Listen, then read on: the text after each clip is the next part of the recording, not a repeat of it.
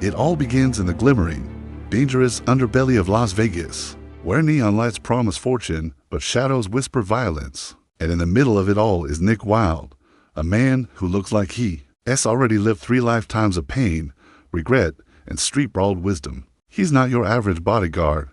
He's a war veteran, a former addict, a gambler haunted by demons so loud they make the city's slot machines sound like lullabies. The story opens with Nick doing what he does best, protecting people who don't deserve him while hiding from the life he knows he can never have. He's tough, calm, and utterly lethal, but it's not just the bad guys he fights, it's himself, every damn day.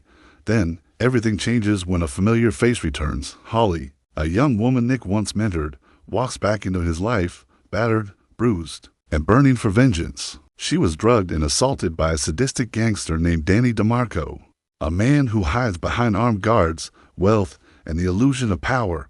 She doesn't want justice. She wants revenge, and Nick, who normally avoids entanglements, can't say no. He knows this world.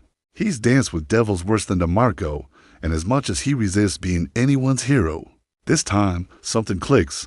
Maybe it's guilt, maybe it's purpose, maybe it's the ghost of who he used to be. He agrees to help, but not in the way you expect. He doesn't storm in guns blazing. No, Nick plays it quiet, calculated. He plays it smart. He tricks his way into DeMarco's suite at the Golden Nugget, bluffing past armed guards with charm and ice-cold nerve. And then, when the time is right, he unleashes a storm of fury, fast, brutal, precise. He beats DeMarco and his men senseless, tying them up, humiliating them, forcing them to sign a confession. But he leaves DeMarco alive, because Nick's not a killer, not unless he has to be. Holly gets her justice and she vanishes, but Nick, he's left with a pile of money DeMarco dropped in fear and a head full of temptation. That cash could be his ticket out.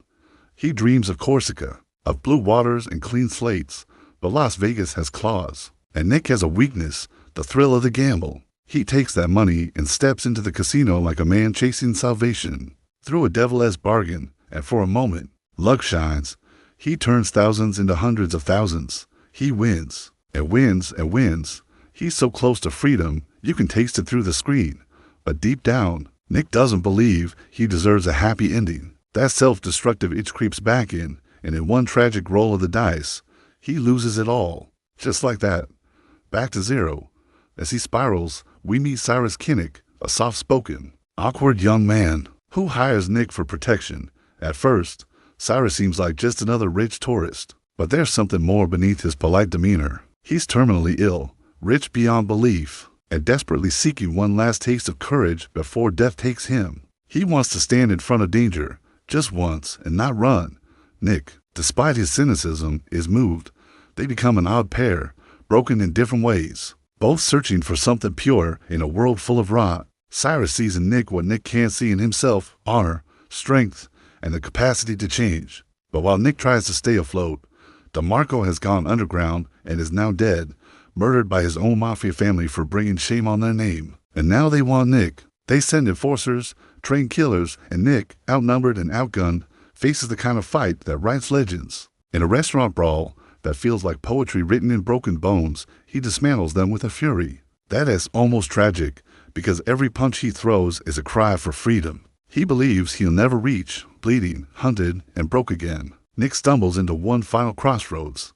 He could disappear.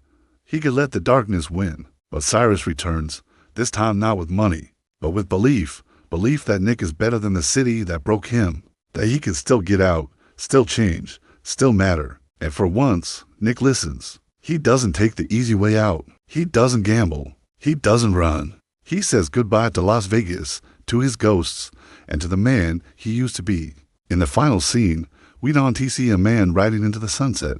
We see something more powerful, a man walking away from his past with nothing but resolve. He may be broke, he may be bruised, but he's not broken anymore. Wild Card isn't just a story about revenge or action, it's about redemption, about finding light in the darkest corners, and about how even the most shattered souls can rebuild if they are willing to let go of the life that is killing them. And as Nick disappears into the horizon, leaving behind the city of sin, we're left with a haunting feeling that maybe, just maybe, he finally won the only game that matters, the one against himself.